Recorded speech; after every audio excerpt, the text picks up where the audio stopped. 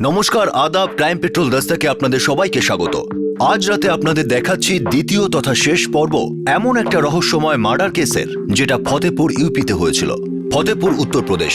এখানকার স্থানীয় political leader Naresh শর্মার দেহ পুলিশ মালওয়ায় উদ্ধার করে। ঠিক তখনই নরেশ শর্মার পরিচিত অমিতাভ তিওয়ারি ওই জায়গা দিয়ে যাচ্ছিলেন। উনি নরেশের দেহ দেখে কান্নায় ভেঙে পড়েন।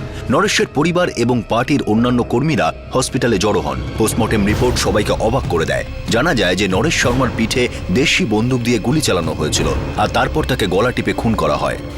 একই সাথে নরেশ শর্মার রক্তের মধ্যে ঘুমের ওষুধের ভারী ডোজের ট্রেসও খুঁজে পাওয়া যায়, যা খুনের কিছুক্ষণ আগেই ওনার শরীরে প্রবেশ করানো হয়েছিল। এই রিপোর্টে পুলিশের মাথা ঘুরে যায়। পুলিশ ক্রাইম সিনে আবারও যায়। সেখানে তারা এই সিদ্ধান্তে পৌঁছায় যে নরেশ শর্মাকে মোটরসাইকেল চালানোর সময় গুলি করা হয়নি। বাইক থামে, হত্যাকারীদের সঙ্গে কথা হয়, তারপর খুন করা হয়। হয়তো দুজন এই খুনে যুক্ত ছিল। পুলিশ প্রথমে নরেশ শর্মার বিধবা স্ত্রী কবিতা শর্মার সঙ্গে কথা বলে জানতে পারে যে উনি শুধু এইটুকুই জানেন যে নরেশ সেদিন মালওয়া যাচ্ছিলেন কোনো এক পার্টি কর্মকর্তার সঙ্গে মিটিং করতে। কিন্তু পার্টি কর্মকর্তারা পরিষ্কার অস্বীকার করেন আর বলেন যে সেই দিন সকালে মালওয়ায় কোনো পার্টি মিটিং ছিল না। অমিতাভ তিওয়ারি, নরেশের সবচেয়ে বিশ্বস্ত লোক, সেও এটাই বলে নরেশের যদি কোনো মিটিং থাকতো তাহলে সে অবশ্যই জানতো। পুলিশের সন্দেহে মনোজ ঝা চলে আসে, যে নরেশের দূর সম্পর্কের আত্মীয়, যে 10 বছর ধরে শর্মা পরিবারের ঘনিষ্ঠ হলেও গত 1 বছর ধরে নরেশ তাকে বিশ্বাস করতে পারছিল না আর ওকে বাড়ি থেকে বেরিয়েও যেতে বলেছিল। কিন্তু তবুও মনোজ ঝা ওই বাড়ি ছেড়ে যায় না, কারণ নরেশের স্ত্রী কবিতা এটা চাইতো না যে মনোজ বাড়ি থেকে চলে যাক। মনোজই সেই ব্যক্তি যার সঙ্গে নরেশের শেষবারের মতো কথা হয়েছিল। মনোজ ঝা সেই শেষ ফোন কলের কথা পুলিশের কাছে বলে, যেটা নরেশ বাড়ি থেকে বেরোবার আগে এসেছিল। এই ফোন কল এই কেসের প্রধান প্রমাণ হয়ে ওঠে। তার সাথে মেডিকেল স্টোর আর কবিতাকে জিজ্ঞাসাবাদ করে জানা যায় নরেশ শর্মার ঘুমের কোনো সমস্যা ছিল না, আর উনি ঘুমের ওষুধও কখনো খেতেন না। তখন নরেশ শর্মার বিজনেসের ইনভেস্টিগেশন করা হয়, আর তাতে পুলিশ জানতে পারে যে নরেশের এক্স পার্টনার কুরেশি আর নরেশের মধ্যে ঝামেলা চলছিল। নরেশ শর্মা মার্ডার কেস জট পাকাতে থাকে যখন ফতেপুরের এসপির কাছে একটা চিঠি আসে, যা নরেশ নিজেই নিজের মৃত্যুর একদিন আগে লিখেছিলেন। চিঠিতে উনি লিখেছিলেন ওনার প্রাণ সংশয় রয়েছে আর ওনার পুলিশ প্রোটেকশন প্রয়োজন। পুলিশ আরও একবার বিস্ময়ে হতবাক হয়ে যায়। নরেশের স্ত্রী কবিতা আর আত্মীয় মনোজ বলে যে তারা না তো এই চিঠির ব্যাপারে জানেন, না তার জীবন সংশয়ের ব্যাপারে। নরেশের কাছের লোক অমিতাভ তিওয়ারিও এটাই বলেন যে উনি এই ব্যাপারে কিছুই জানেন না। চিঠিতে নরেশ পরিষ্কার ভাষায় নিজের এক্স পার্টনার কুরেশি আর বিরোধী দলনেতা মজিদ সালাউদ্দিন এবং কিছু ব্যাংক অফিসারের নাম বলেন, যাদের থেকে ওনার জীবন সংশয় হতে পারত। কুরেশি আর মজিদ দুজনকে জিজ্ঞাসাবাদ করা হয়। পুলিশ নরেশ শর্মার ব্যাংক অ্যাকাউন্ট চেক করে, আর এই কেসের অন্যদিকে আশার আলো দেখা যায়। আর জানা যায় যে নরেশ শর্মা ঋণের বোঝায় জর্জরিত। সম্প্রতি উনি কনস্ট্রাকশন ব্যবসা শুরু করেছিলেন আর তাতে প্রচুর টাকাও খাটিয়েছিলেন। এই অ্যাঙ্গেলে আরও ইনভেস্টিগেশন করার আগেই পুলিশ আরও একটা ভয়ঙ্কর ঝটকা খায়। এবার তারপর স্যার 44468789 এই নাম্বারটা ট্র্যাক হয়ে গেছে। হ্যালো, কার নাম্বার? স্যার নরেশ শর্মার। নরেশ শর্মার নিজের? ইয়েস স্যার, ওই সিম কার্ড নরেশ শর্মার নামেই রেজিস্টার আছে। অ্যাড্রেসটা ওনারই। স্যার, সিম কার্ড নরেশ শর্মারই আর অ্যাড্রেসও ওনারই।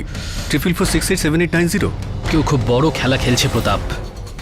কেউ মিথ্যে কথা বলছে, কেউ গল্প তৈরি করছে, আর অবশ্যই কাউকে না কাউকে ট্রিগার চাপতে বাধ্য করা হয়েছে। কেউ নরেশ শর্মা নামে সিম কার্ড কিনেছে আর তার অ্যাড্রেসও ব্যবহার করেছে স্যার। খুব প্ল্যান করে কাজটা করেছে স্যার। হ্যালো,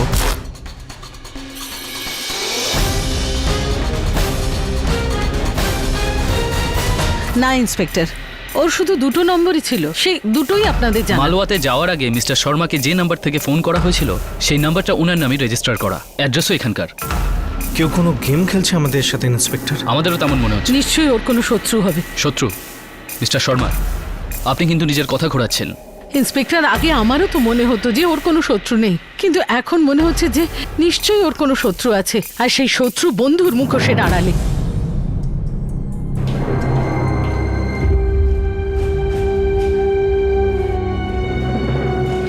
তৃতীয় নম্বরটা তো উনি কখনো দেননি। আমার কাছে তো ওনার দুটো নাম্বারই ছিল। আর ঘুমের ওষুধ? নরেশবাবু কি ঘুমের ওষুধ নিতেন? আমার সামনে তো কখনো নেননি। না, এইসব ব্যাপারে উনি আমাকে কোনো কিছু বলেছেন। আমাদের দাদার ব্যাপারে এখন এমন এমন কথা সামনে আসছে যেরকমটা উনি ছিলেনই না। আমার তো মনে হচ্ছে এটা একটা বড় ষড়যন্ত্র।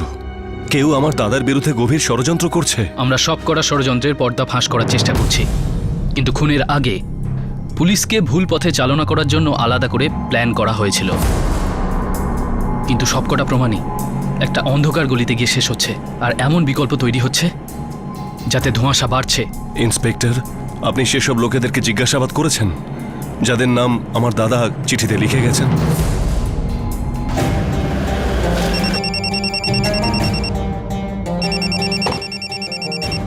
হ্যালো, নরেশ শর্মা আর মাজিদ সালাউদ্দিন দুজনেই আলাদা পার্টির ক্ষমতাশালী নেতা।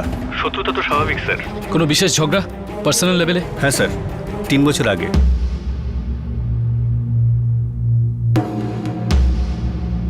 তিন বছর আগের কথা। আমি নরেশ শর্মাকে মিউনিসিপ্যাল ইলেকশনে হারিয়েছিলাম। এটাই কি একমাত্র কারণ যাতে নরেশ শর্মা থানায় আপনার বিরুদ্ধে অভিযোগ করেন? ইন্সপেক্টর সাহেব, রাজনীতিতে অনেক সময় পরাজয়ও গুরুত্বপূর্ণ হয়ে থাকে, আর সব পরাজিত ব্যক্তির কাছেই তার হেরে যাওয়ার কারণটা একটা ষড়যন্ত্র বলেই মনে হয়। আর বিজেতারও কিন্তু একই ভয় থাকে যে পরাজিত ব্যক্তি তার জীবনহানির কারণ না হয়ে দাঁড়ায়। আপনার কি ওনার থেকে কোনো ভয় ছিল, বা আপনার থেকে ওনার? আমি হলাম পার্টির লিডার এই এলাকার, জনসাধারণের সেবা করে বেড়াই। নরেশ শর্মাও একই কাজ করত। আমার বিরোধী পক্ষ আর আমাদের মতো লোক রাজনৈতিক শত্রুতার মীমাংসা এত খোলাখুলি করি না ইন্সপেক্টর সাহেব। আপনাকে একটা কথা বলি ইন্সপেক্টর সাহেব, আমি আর নরেশবাবু দুজনেই রাজনৈতিক প্রতিপক্ষ, আর রাজনৈতিক শত্রুতার মীমাংসা নির্বাচনের মাধ্যমেই চূড়ান্ত ফল দেয়। এই গুলি টুলি চালিয়ে প্রাণে মেরে ফেলা, এতে কোনো কাজ হয় না। উনিও চাইতেন আমাকে নির্বাচনে হারাতে। আমরা একে অপরের দিকে বন্দুক কখনো উঠাইনি। তাহলে নরেশ শর্মার উপর বন্দুক ধরেছিল কে? এখন সেটা বার করা তো আপনার কাজ সাহেব।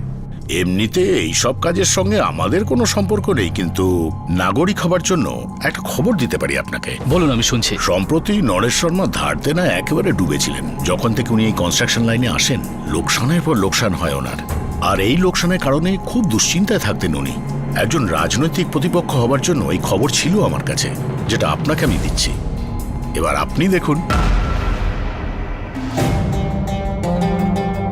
আমি এটা ইন্স্যুরেন্স কোম্পানি থেকে পেয়েছি। পুলিশ ক্লিয়ারেন্সের দরকার। স্যার, লোন তো ছিল ওনার টোটাল 60 লাখ, সুদ সমেত প্রায় 1 কোটি টাকা।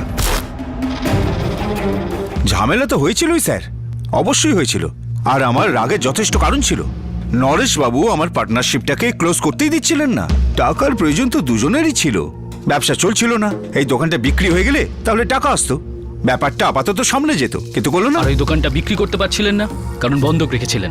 উনিই তো বন্ধক রেখেছিলেন। উনি ওনার কনস্ট্রাকশন লাইনের জন্য টাকার দরকার ছিল, উনি আমাদের পার্টনারশিপের দোকান বন্ধক দিয়ে দিলেন। কুরেশিবাবু, মনে হচ্ছে আপনার রাগ এখনো কমেনি। রাগটা আমার এতটাও বেশি ছিল না স্যার যে আমি নরেশবাবুকে হত্যা করব। যদি আপনি এরকমটা ভাবেন তাহলে আপনি ভুল ভাবছেন। কুরেশিবাবু, আমি আপনাকে সন্দেহ কেন করব না? কারণ স্যার, আমি যদি নরেশবাবুকে হত্যা করাতাম তাহলে তো আমার তো কোনো লাভ হতো না স্যার, কারণ দোকান তো বন্ধকই ছিল, ব্যাংকের প্রপার্টি। আর স্যার, আমি বিজনেসম্যান, আমার নজর লাভের দিকে। আর কাউকে খুন করে ফেলা সেটা নিশ্চয়ই লাভের ব্যবসা নয়। স্যার, 44468789 নাম্বার স্ক্যান করেছি। হ্যালো, নরেশ শর্মার নাম্বার থেকে এই নাম্বারে ফোন করা হয়েছিল 21শে অক্টোবর, মার্ডারের ঠিক একদিন আগে। তো পরিষ্কার যেটা নরেশ শর্মার নাম্বার নয়। হ্যাঁ স্যার, কেননা এই দুটো কল ছাড়া এই নাম্বারে আর কোনো আউটগোয়িং নেই, ইনকামিংও না। তাহলে হয়তো এই নাম্বারটা শুধু অপরাধ করার জন্য ব্যবহার হয়েছে। স্যার, আরেকটা কোইন্সিডেন্সও আছে। সেটা কি? স্যার, এই জালে নরেশ শর্মার ফোনের লোকেশনটা মালমা এলাকা দেখাচ্ছে, ঠিক সেই জায়গাটা যেখানে হত্যা হয়েছে।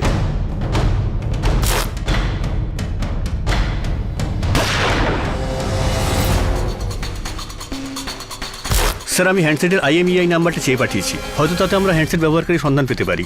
আমাদের এই কেসটা উল্টো দিক থেকে সলভ করতে হবে। আমার মনে হয় কুরেশি আর সালাউদ্দিন দুজনেই অন্ধকলি, যেখানে জেনে শুনে আমাদের পাঠানো হয়েছিল। আপনি ঠিক বলছেন স্যার, কারণ আমাদের খোঁচরদের নেটওয়ার্ক আর সেলফোন রেকর্ড, এই দুজনের ইনভলভমেন্ট কোথাও দেখা যাচ্ছে না। তাহলে বেঁচে রইল bank officers. Sir, Naresh Sharma people's bank থেকে 20 লাখ টাকা লোন নিয়েছিল 2 বছর আগে, আর এরপরে আরও অনেক ব্যাংক থেকে আরও অনেক টাকা লোন নেওয়া হয়েছে।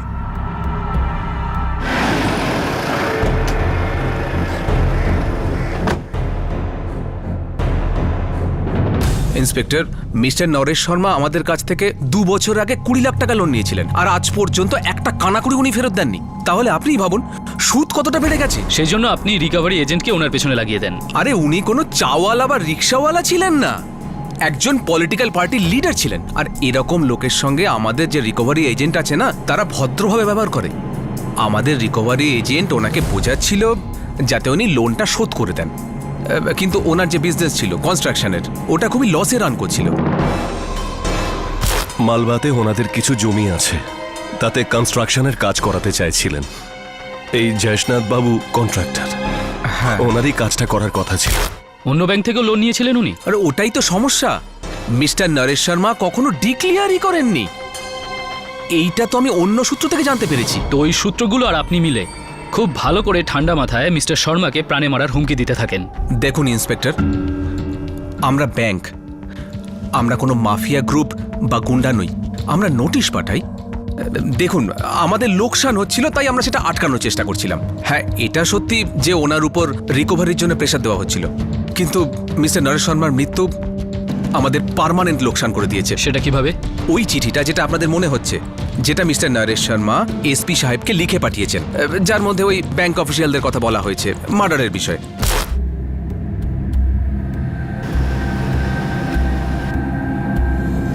ওই লেটারটা একদম ননসেন্স। এখন আপনারাই বুঝুন, নরেশ শর্মার মৃত্যুতে আমাদের রিকভারির যে চান্সটা ছিল, তারও তো মৃত্যু হলো। আমরা তো পয়সা পেলামই না। কিন্তু যদি কেউ পয়সা পেতে পারে, তবে সেটা হলো তারা যারা ইন্স্যুরেন্স থেকে পয়সাটা পাবে। এখন আপনারা হিসাব করে দেখুন। এই কেসের প্লটকে রিভার্স অর্থাৎ শেষ থেকে শুরু পর্যন্ত ট্র্যাক করার চেষ্টা হচ্ছিল, যদিও প্রতিটা লিড, প্রতিটা প্রমাণ পুলিশকে কোনো ডিটেল দিতে পারছিল না। কিন্তু একটা কথা পরিষ্কার হয়ে গিয়েছিল যে নিজেদের মধ্যে শত্রুতা আর রাজনৈতিক শত্রুতার অ্যাঙ্গেল ততটা মজবুত ছিল না যতটা টাকার অ্যাঙ্গেল ছিল। নরেশ শর্মার মৃত্যুর ফলে কারো প্রচুর টাকা ফায়দা হওয়ার ছিল। কারা ছিল তারা? কি ছিল সেই ষড়যন্ত্র? 6-7টা ইন্স্যুরেন্স পলিসি ছিল, সব মিলিয়ে 80 লাখ। 60 লাখের ব্যাংক লোনস, ইন্টারেস্ট মিলিয়ে 1 কোটি। হ্যাঁ ছিল তো। নরেশ শর্মার মৃত্যুতে যদি কারো সবচেয়ে বেশি সুবিধা হয়ে থাকে, তাহলে সেটা হলো আপনার। কি বলছেন এসব ইন্সপেক্টর? আমি ওই সমস্ত ইন্স্যুরেন্স পলিসির কথা জানতামও না। জানতেনও না, কিন্তু তাও ইন্স্যুরেন্সের সব টাকা তো আপনারই পাওয়ার কথা ছিল। আমি ওর ফিনান্সিয়াল বিষয়ে কিচ্ছু জানতাম না। আমি তো এটাও জানতাম না যে ও এতটা লোন নিয়েছে, আর সেই ব্যাপারে ও টেনশনে আছে। এই সমস্ত ব্যাপার আমি জানতামই না। ইন্স্যুরেন্স তো দূরের কথা। কেউ তো নিশ্চয়ই আছেন যিনি ওনার ফিনান্সিয়াল ডিটেলসটা জানেন।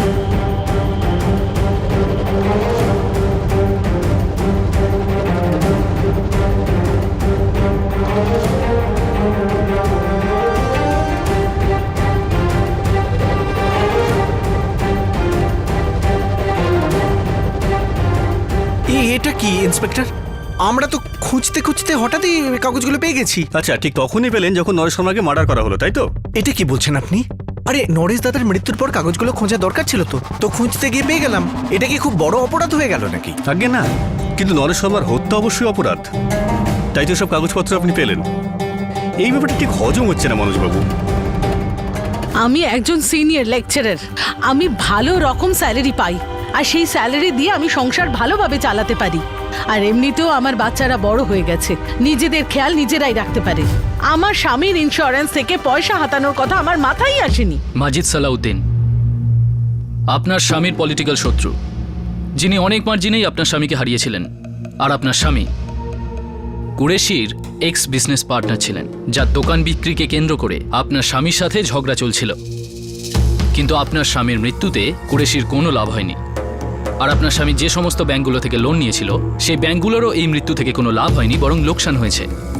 তো আমি এটাই বলতে চাইছি কবিতা দেবী, এই সবাইয়েরই আপনার স্বামীর মৃত্যুতে কোনো লাভ হয়নি, বরং লোকসান হয়েছে, শুধু আপনি ছাড়া। কারণ ইন্স্যুরেন্সের টাকা আপনি পেতেন। ব্যাস ইন্সপেক্টর, বারবার কতবার একই কথা বলে যাবেন, একই অভিযোগ করবেন আমায়। আর প্রতিবারই আমি বলবো যে আমি ওর ইন্স্যুরেন্স পলিসির ব্যাপারে কিচ্ছু জানতাম না।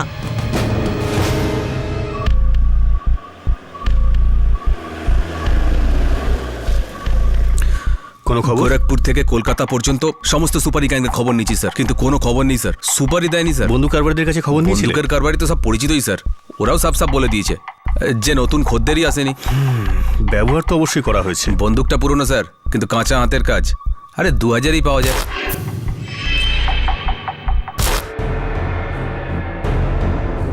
নরেশ শর্মার মৃত্যুর ফলে কারো লাভ হওয়ার ছিল না, শুধুমাত্র ওনার স্ত্রী কবিতা ছাড়া, যে ইন্স্যুরেন্সের পুরো 80 লাখ টাকা পেতে পারতেন। কিন্তু পুলিশ কবিতা বা অন্য কারো দিকে ইশারা করার মতো কোনো প্রমাণ পাচ্ছিল না। না তো এই ব্যাপারটার কোনো প্রমাণ পাওয়া যাচ্ছিল যে এই ওয়েল প্ল্যান মার্ডার কে করেছিল, কিভাবে করেছিল আর কেনই বা করেছিল। এই অদ্ভুত হত্যাকাণ্ডকে নিয়ে পুলিশ ভীষণ চাপে পড়ে গিয়েছিল। একটা ব্যর্থ ব্যবসা, মাথার ওপর এতগুলো লোন, এমন মানুষের থেকে কারোর কিছু লাভ করার নেই। স্যার আরও একটা কথা বলো।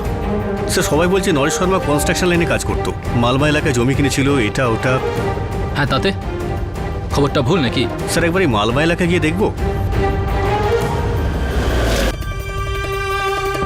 নরেশ শর্মার জমি খালি পড়ে আছে স্যার, আর এখানে কোনো কনস্ট্রাকশনও হচ্ছে না। তাহলে এতদিন ধরে কন্ট্রাক্টর কি করছিল? জয়েশনাথ, ওকে একবার ডেকে পাঠাও।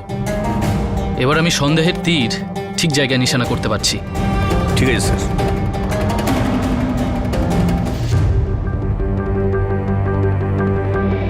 তুমি নরেশ শর্মার কন্ট্রাক্টর ছিলে, কিন্তু জমিতে কোনো কাজই শুরু করনি, এমনকি হাতও দাওনি। কি করে শুরু হবে? মাল, লেবার এসবের জন্য পয়সা লাগে। নরেশবাবু তো খালি বলতেন পয়সা দিয়ে দেবো, পয়সা দিয়ে দেবো, কিন্তু পয়সা তো উনি দেনই নি। 22 অক্টোবর মালওয়াতে তুমি কি করছিলে, যেদিন নরেশ শর্মার মৃত্যু হয়?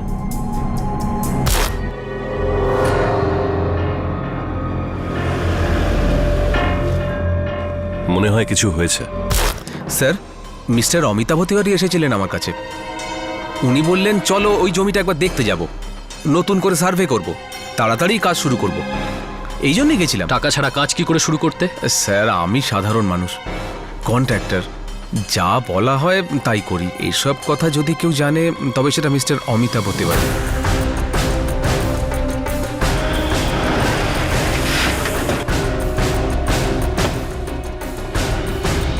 মোটামুটি 1 সপ্তাহ আগে আমার দাদা বলেছিলেন যে পয়সা চলে আসবে, তুমি কাজ শুরু করো। খুব অদ্ভুত ব্যাপার, আপনিও মালওয়া যাচ্ছিলেন আর নরেশবাবুও মালওয়া যাচ্ছিল, কিন্তু আপনি এই ব্যাপারে কিছুই জানতেন না।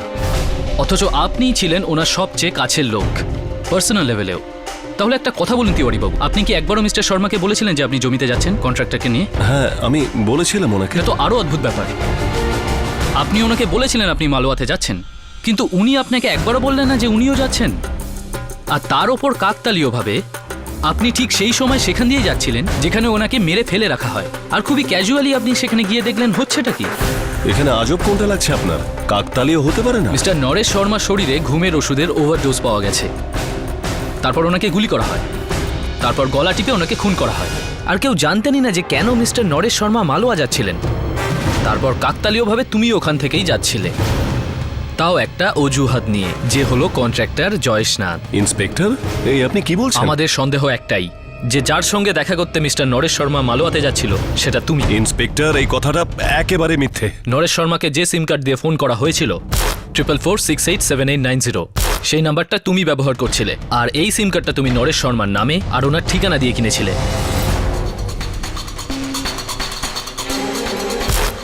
স্যার মোবাইলের IMEI নাম্বারটা ট্র্যাক ডাউন করা হয়েছে, যেটা দিয়ে নকল নরেশ শর্মার নাম্বার 4446878990 ব্যবহার করা হচ্ছিল। সেটা কোন নাম্বার? 4457878689। কার? অমিতাভ তিওয়ারি। এবার তোমার খেলা শেষ। তুমি যা যা করেছো এতদিন সব আমাদের খুলে বলো এক্ষুনি।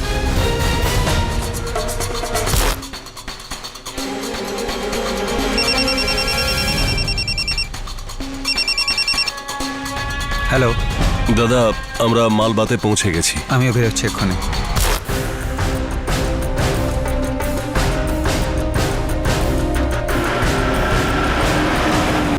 নরেশ শর্মার কাছের লোক অমিতাভ তিওয়ারি এই খুনের ষড়যন্ত্রে যুক্ত ছিল, কিন্তু এই খুনের পিছনে আসল রহস্য কি? আর ওই ঘুমের ওষুধেরই বা কি রহস্য? তারপর পিস্তলের গুলি, গলা টিপে হত্যা, নরেশ শর্মা কিভাবে এই মৃত্যুর জালে আটকে পড়লেন?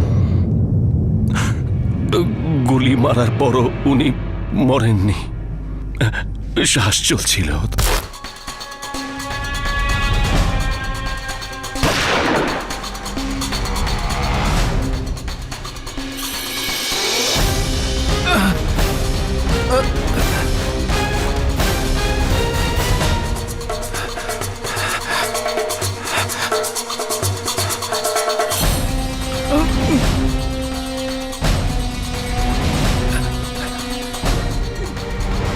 ব্যাস ব্যাস সাহেব, সাহেব চলে গেছে, মরে গেছে।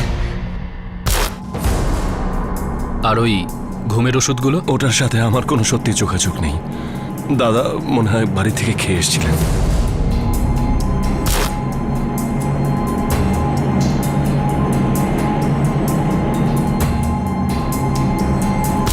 তো মিস্টার নরেশ শর্মা ঘুমের ওষুধের ওভারডোজ নিয়ে তোমার সঙ্গে দেখা করতে আসছিল। হ্যাঁ, যদি ওনার ঘুমের সমস্যা থাকে তাহলে ওষুধ রাতে নেবেন, এত সকাল সকাল কেন?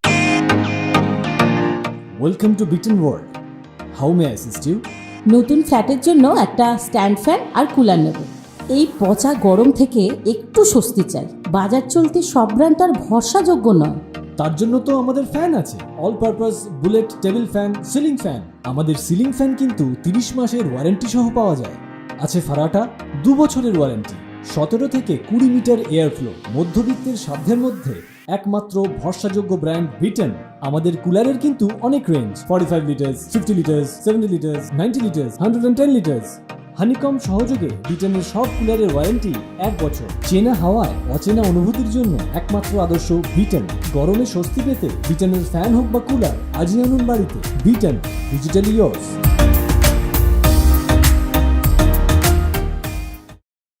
তাও আবার এতগুলো ঘুমের ওষুধ, তার উপর নিজে বাইক চালিয়ে তোমার সঙ্গে দেখা করতে মালও আসছিল। এটা কি ননসেন্স? দেখুন ইন্সপেক্টর, আমি আমার দাদাকে মারিনি। 20 বছরের সম্পর্ক ছিল ওনার সাথে আমার।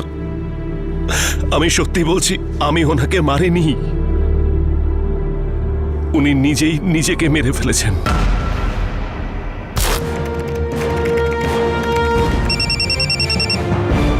হ্যালো,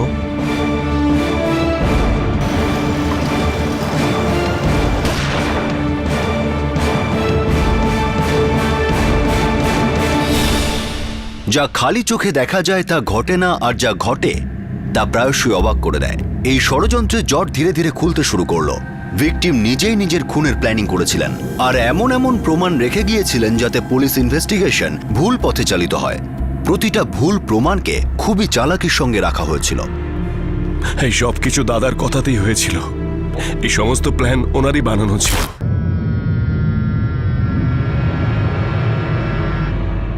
দাদা, ফোনটা না ধরলে সমস্যা তো দূর হয়ে যাবে না? অমিতাভ, কি জবাব দেব?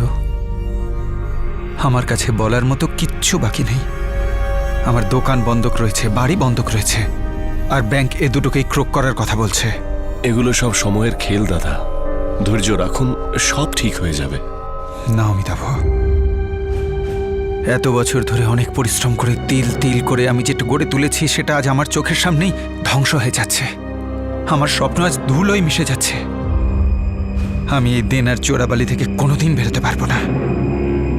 আর কি বলবো তোমার কবিতা বৌদিকে আর আমাদের ছেলে মেয়েকে, যে আমাদের ঘাড় ধরে এই বাড়ি থেকে বার করে দেওয়া হবে? না দাদা, এরকম সময় কখনো আসবে না। সময় এসে গেছে অমিতাভ। ঋণ আজ 1 কোটি ছাড়িয়ে গেছে, আর শোধ করার মতো একটা পয়সাও আমার কাছে নেই। দেখো অমিতাভ, তুমি হলে আমার সবচাইতে পুরনো বন্ধু। আমার তোমার সাহায্য চাই অমিতাভ। দাদা, আপনি খুলে বলুন আমাকে, আপনি হুকুম করুন, আপনি যা বলবেন আমি সেটাই করব।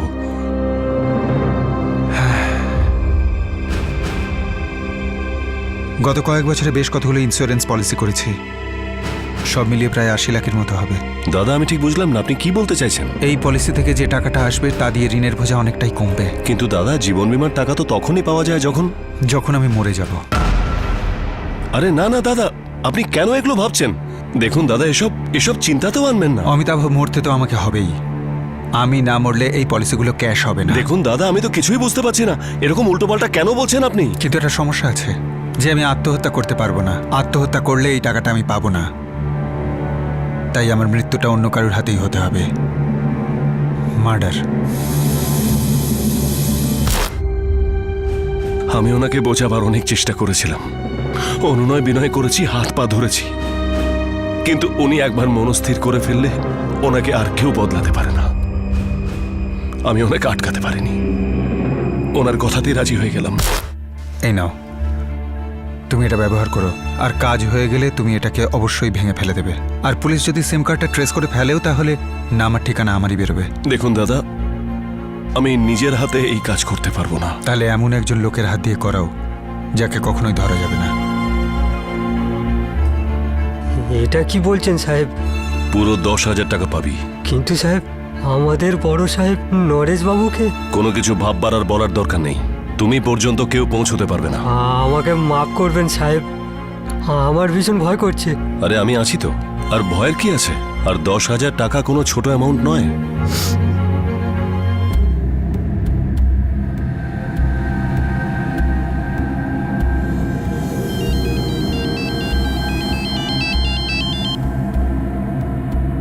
প্রণাম দাদা। লোক ঠিক করা হয়ে গেছে? হ্যাঁ, হয়ে গেছে। আমাদেরই গ্রামের আর বিশ্বাসযোগ্য। ঠিক আছে, কাল সকালে কাজটা যেন করে। আচ্ছা দাদা, আমি কাল তোমাকে নিতে আসব। আমি আপনাকে এটা জানাতে চাই যে আমার জীবনহানির সম্ভাবনা রয়েছে। আমাকে প্রাণে মেরে দেবার পরিকল্পনা চলছে। আমার ex business partner MA. Qureshi আর LN party leader Majid Salahuddin আর কিছু ব্যাংক অধিকর্তা হয়তো আমার প্রাণ নাশের চেষ্টা করবে। আমি যথেষ্ট ভীত হচ্ছি, বাঁচা শক্ত হয়ে যাচ্ছে। যত তাড়াতাড়ি সম্ভব আমি নিরাপত্তা চাই।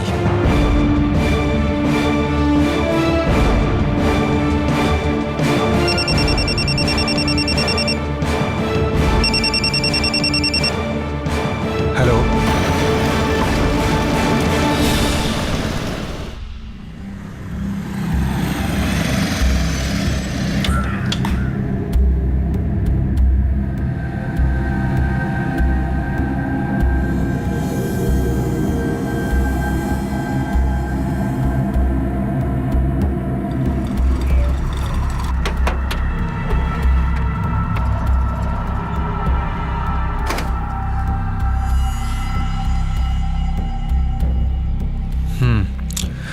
তৈরি?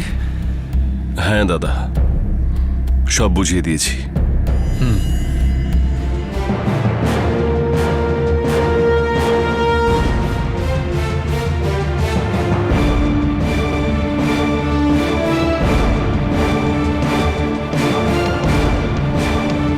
ভয় পেও না।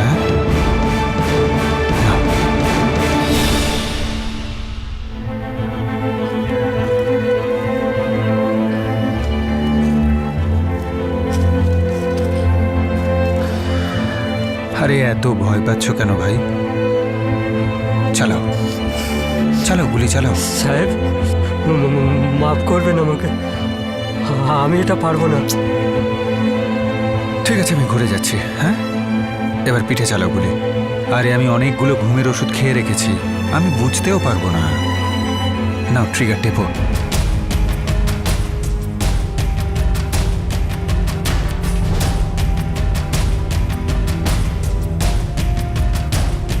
চালাও গুলি, চালাও চালাও গুলি।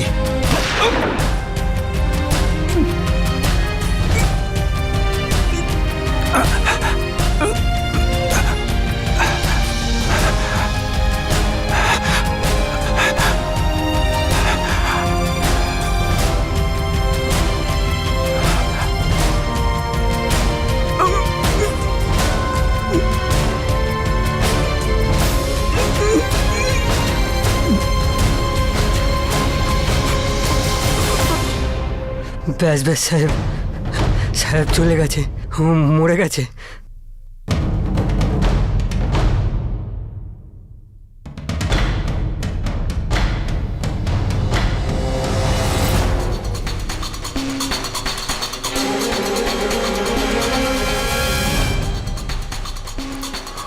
পরের বাসটা ধরে গ্রামে চলে যা, আর যদি কাউকে কিছু বলিস তো। আর আমার বাকি টাকা সাহেব?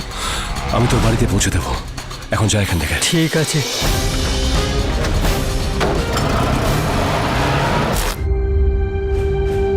এক ঘন্টা পরে আমি ফিরে এলাম কন্ট্রাক্টর জয়শনাথকে সঙ্গে নিয়ে, আর এটাই দেখার জন্য যে লোকজন লাশটাকে দেখেছে কিনা।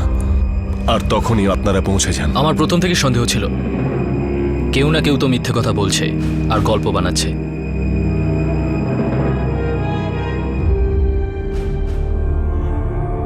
I don't believe this.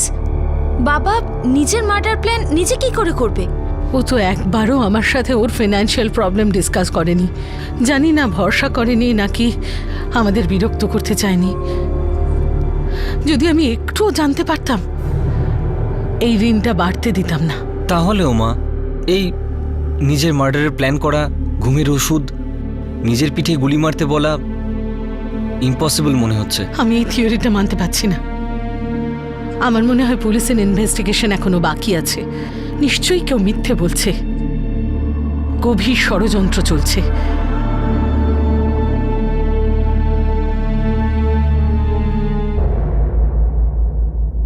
Police এই কেসে খুব শীঘ্রই চার্জশিট ফাইল করতে চলেছে। মার্ডার ওয়েপন, সেই বন্দুকও উদ্ধার করা হয়েছে। নরেশ শর্মার বিধবা স্ত্রী কবিতা শর্মা এই কথাটা বিশ্বাস করতে পারছেন না যে ওনার স্বামী নিজের খুনের প্ল্যানিং করেছিলেন। উনি আরো জোরদার তদন্তের দাবি করেছেন, কিন্তু পুলিশের কাছে বন্দুক চালানো কমল কুমার আর নরেশের কাছের লোক অমিতাভ তিওয়ারির দোষ স্বীকার করে নেওয়া কাগজে নথিভুক্ত রয়েছে, যাতে তারা এই কনস্পিরেসির প্রত্যেকটা ডিটেল বলেছেন। এখন ইন্স্যুরেন্স পেমেন্টের বিষয়ে প্রশ্ন উঠতে শুরু করেছে। একটা লোক নিজের মার্ডারের পুরো প্ল্যান করেছিল যাতে তার পরিবার ঋণ শোধ করতে পারে, কিন্তু সেই প্ল্যানের সত্য উদ্ঘাটন হলো। যা যা প্রমাণ বপন করা হয়েছিল তদন্তকে বিপথে চালনা করার জন্য, সেই প্রমাণ থেকে সত্যিটা বার করে পুলিশ এই কেসটা ক্র্যাক করে। একটা প্রাণ গেল, বিশ্বস্ত বন্ধুও জেলে রয়েছে, আর বন্দুকের ট্রিগার টানা গরিব মানুষটাও জেলে রয়েছে, যে 10,000 টাকার সঙ্গে নিজের অনেক স্বপ্নকে সফল করার স্বপ্ন দেখছিল। কিন্তু এখন সবার স্বপ্ন চুরমার হয়ে গেছে। যখন ঋণ বেড়ে চলে আর তাকে শোধ করার কোনো উপায় থাকে না, তখন সাধারণ ব্যাপারে মানুষ অস্থির হয়ে ওঠে। কিন্তু এই ধরনের জঘন্য আর নিন্দনীয় বিকল্প কোনোদিন কাজে আসে না। এটা শুধু মানুষের দুঃখ আর কষ্টের ভারকে আরো বাড়িয়ে দেয়, ঋণের বোঝাকে আরো বাড়িয়ে দেয়, বিশেষ করে সেই মানুষদের জন্য যারা কাছের, যেমন স্ত্রী, সন্তান, ভাই, বোন, মা, বাবা। আর এমন ধারণা করা মূর্খতা যে ইন্স্যুরেন্সের টাকা দিয়ে ঋণ শোধ করা যাবে। ঋণ শোধের একটাই পদ্ধতি রয়েছে, পরিশ্রম আর সাশ্রয়। আর সবচেয়ে ভালো উপায়, ততটা ঋণ নেওয়াই উচিত নয় যেটা আমরা শোধ করতে পারবো না। একটা খুব পুরনো এবং প্রচলিত প্রবাদ আছে যে নিজের আয় বুঝে নিয়ে তবেই ব্যয় করা উচিত। আর আজকের জীবনে এই গুরুমন্ত্রটা মেনে চলা উচিত। আমরা কখনোই বলছি না যে আপনারা নিজেদের ক্ষমতাকে অবিশ্বাস করুন, কিন্তু পরিস্থিতিকে বোঝা আর প্র্যাকটিক্যাল সিদ্ধান্ত নেওয়াও অনেক বড় একটা গুণ, যেটা সবার মধ্যে থাকে না, বিশেষ করে টাকার ব্যাপারে। আপনাদের সাথে আবার দেখা হবে নতুন একটা কেসের সঙ্গে।